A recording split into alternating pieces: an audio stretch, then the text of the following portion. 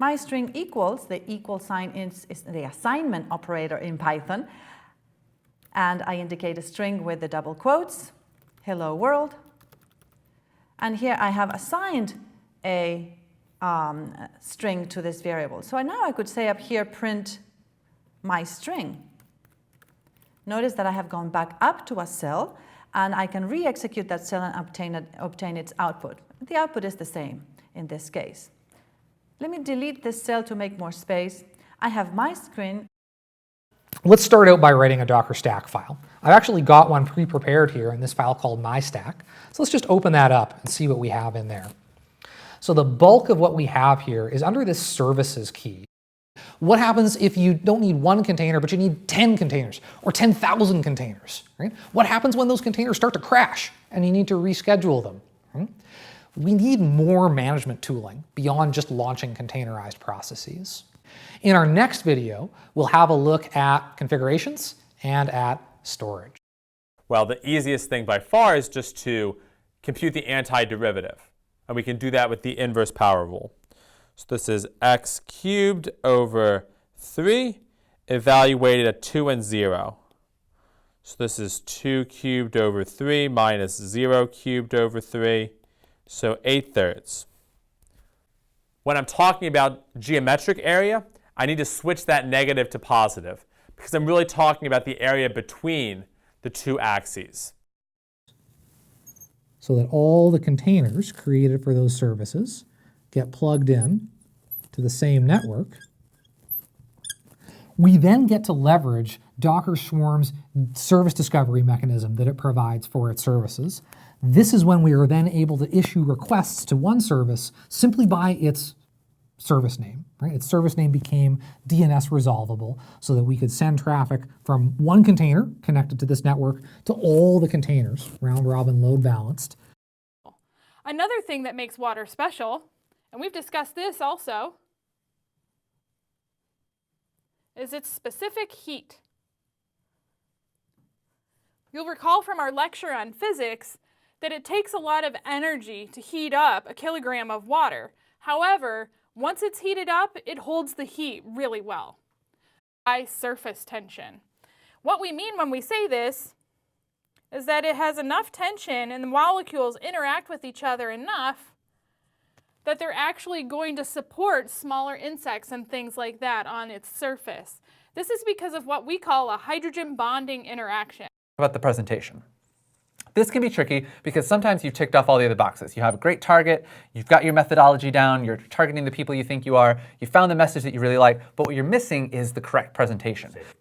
I think if you can save months from the whole process of creating a video, a set of videos for a course, that is a good thing. Over the next 2 hours, we're going to give you some general cyber concepts and then the specific actionable steps that you can take to be more secure at home and at work.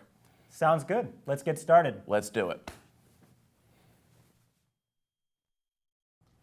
Passwords. We know they're not perfect, but it doesn't mean that we don't have a responsibility to make them the very best we can.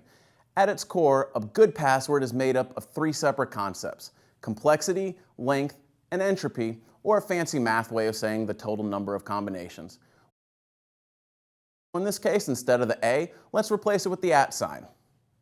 Instead of an E, let's replace it with the 3.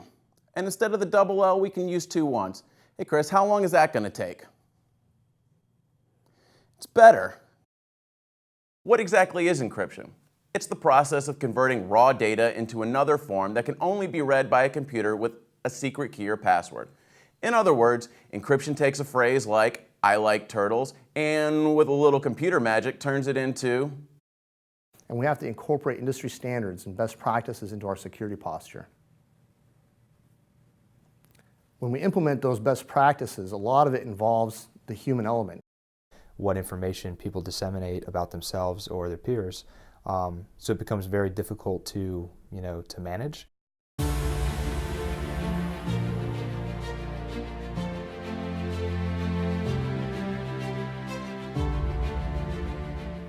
In March 2016, the Gmail account of John Podesta, chairman of Hillary Clinton's 2016 presidential campaign and former White House chief of staff, was breached via a sophisticated phishing attack.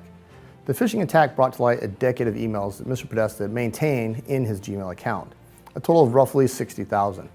Access to Target's payment and security system came from network credentials stolen in a phishing attack against a third-party HVAC contractor named Fazio Mechanical Services. Earlier in 2013, the company had installed malware detection software purchased from computer security firm FireEye, the same software that's used by high-profile customers like the CIA and the Pentagon. It's a foundation in computational thinking. The natural mode of learning is to first use, leading slowly to understanding. They're learning objects, documents, discussion springboards, and artifacts for you to engage with the material. So that's engineering computations. Calculus class. We would really understand why this squeeze theorem is true. We're going to sketch how to apply it to a very classic limit. The limit as x goes to 0 sine x over x. Right, so just by plugging in, I get nowhere. I get sine of 0 over 0, so 0 over 0, which is indeterminate.